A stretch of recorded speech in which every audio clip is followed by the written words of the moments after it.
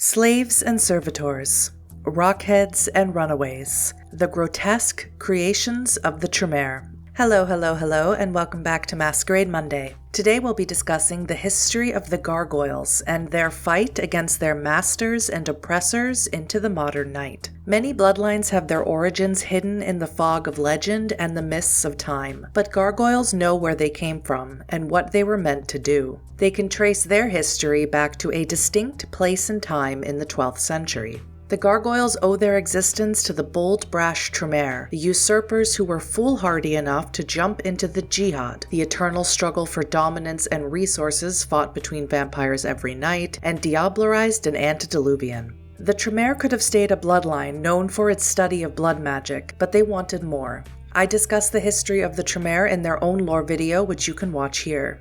By becoming a clan, the Tremere made themselves targets of the other Cainites of the night, so when they couldn't find allies, they did the next best thing. They made their own.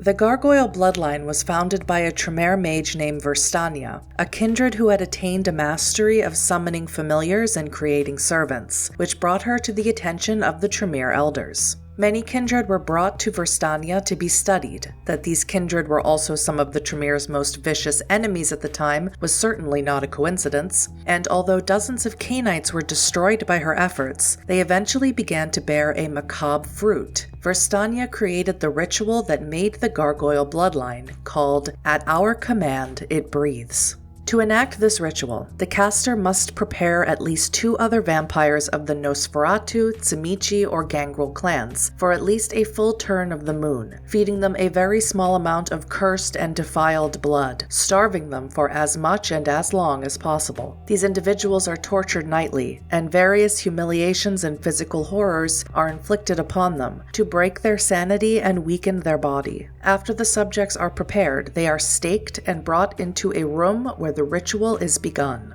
Over the next few nights, the victims' limbs are cut from their bodies, the ritual preventing the parts from falling to dust, and the ritualist sews the 2 or more vampiric corpses together into a single, vaguely humanoid shape, and then submerges the resultant form and all extra parts in an alchemical solution. The bodies must remain undisturbed for months, while the caster periodically visits and performs various incantations.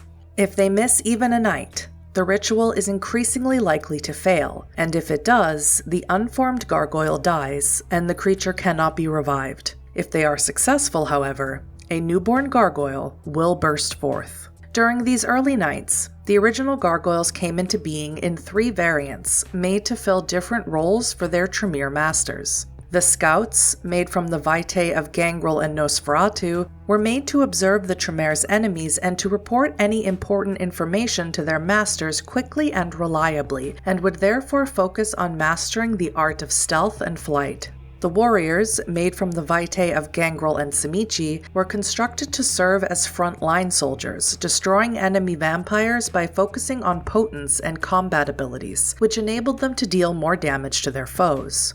The Sentinels, made from the Vitae of Nosferatu and Tsimichi, were crafted to serve as glorified housekeepers, keeping an eye on their masters' havens and areas of interest, protecting them from harm, which led to them focusing on fortitude and keeping alert for intruders. At some point, a few gargoyles began to chafe under their eternal servitude. Many gargoyles given to other chantries were tortured, beaten, and starved to break their spirits. A few who had discovered the embrace were put to the torch for violating the traditions. At first, no gargoyle had openly revolted, but some small acts of rebellion, like failing to do a task as well as it could have been done, had been noted with concern by the Tremere. Rumors began to spread that one gargoyle, known simply as the Rock Lord, escaped when its master was killed in a Tsimichi attack, and flew to the depths of the Carpathians, where it began to breed its own brood of independent childer. After sharing the ritual with her clanmates, Verstania was appalled at the cruelty shown to them by their new masters. Verstania cared for the gargoyles as if they were her own children, yet other Tremere used them as beasts of burden, cannon fodder, or hardier subjects for thaumaturgical experiments. Inspired by the Anarch Revolt of the 15th century, which I talk about in a video you can watch here, Vistania sided with the Gargoyles when they decided to throw off the shackles of their oppressive masters, and gathered her forces to strike Seoris in Transylvania, the original and oldest Tremere chantry, rumored to be the location where the original transformation of the Council of Seven took place, the change from mages to vampires. The Tremere were all surprised when the Gargoyles serving on the inside of the building did nothing to stop the attack. In fact, the Gargoyles opened the doors to their brothers and sisters, who soon outnumbered the Tremere inside. Many were slain, and Vistania herself diablerized Curaferum, the castellan of the chantry, drinking his heart's blood as a final statement of her disdain for the clan hierarchy. Soon after, thanks to this event and the aftershocks of the Anarch Revolt, the Council of Seven relocated to a more secure location in Vienna, and Vistania leveraged the situation to claim Gargoyles as a bloodline. The Tremere signed the Montmartre pact and formally joined the Camarilla. And as a part of this deal, they swore to stop creating gargoyles and cease hunting down vampires for use in the ritual.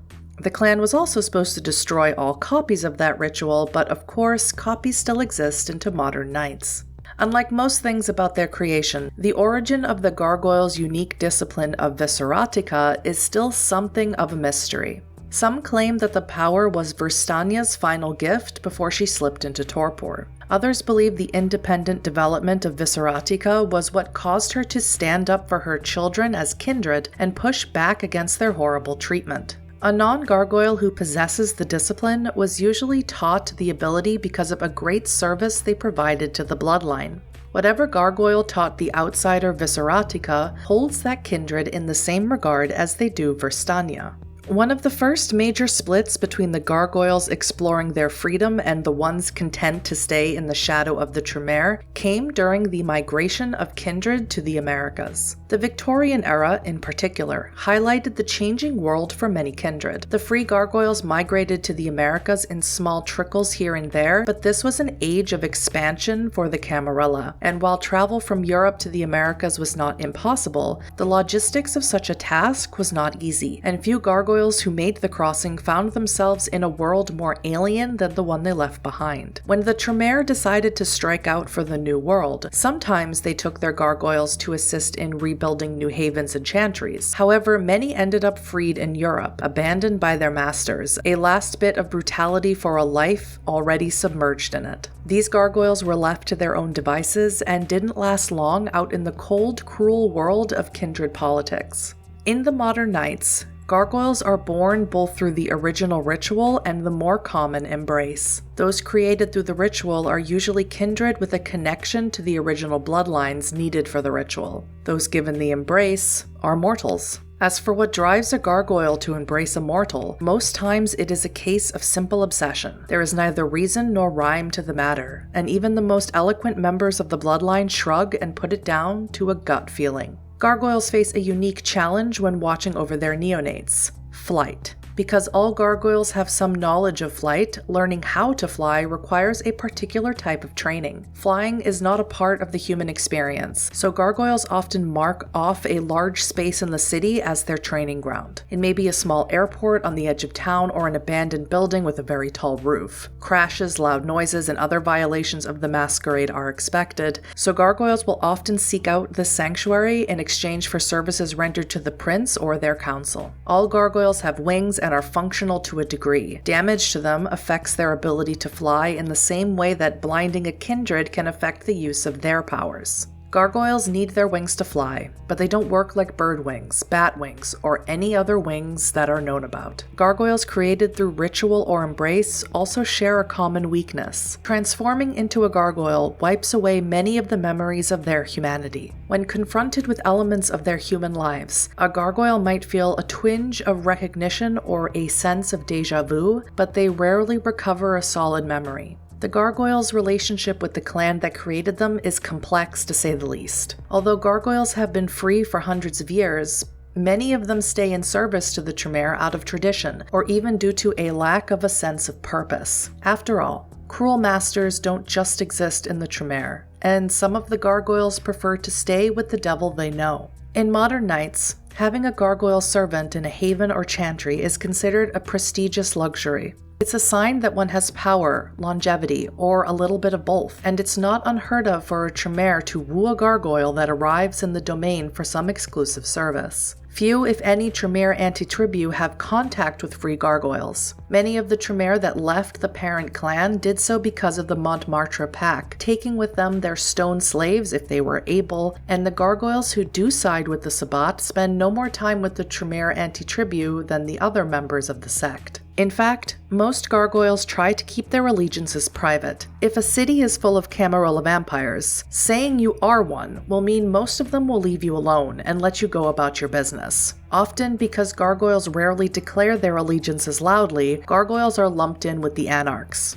Some gargoyles do believe in the cause, especially those who want the Tremere to pay for the crimes they committed during the Dark Ages. When a gargoyle does choose loyalty to a sect, it is overwhelmingly Camarilla, and even though a gargoyle's appearance challenges the masquerade, as long as they stay hidden, gargoyles can avoid a lot of hassle. Service to the Sabbat is rare, still, some gargoyles desire war and vengeance more than autonomy. These gargoyles will tell you they are sick of hiding and brooding. They want to do what they were made to do, destroy enemies. Whether out of mercenary loyalty or anachronistic love of destruction, these gargoyles are a terrifying sight. While sects are a way of life for many kindred, gargoyles rarely feel an urge to join one. Considering their history, joining a sect can feel like trading one set of chains for another. In the modern nights, gargoyles don't spend a lot of time worrying about categorizing themselves. Whether they were born via embrace or ritual, they are rare enough that when gargoyles do come together, they spend little time discussing their origins. However,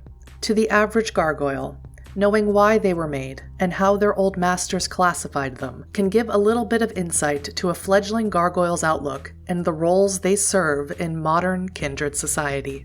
I make World of Darkness lore videos multiple times a week, and every Monday is either Masquerade or Mage Monday, so if you enjoy what I do, please consider subscribing. And as always, I'll see you in the next one. Thank you so much for watching.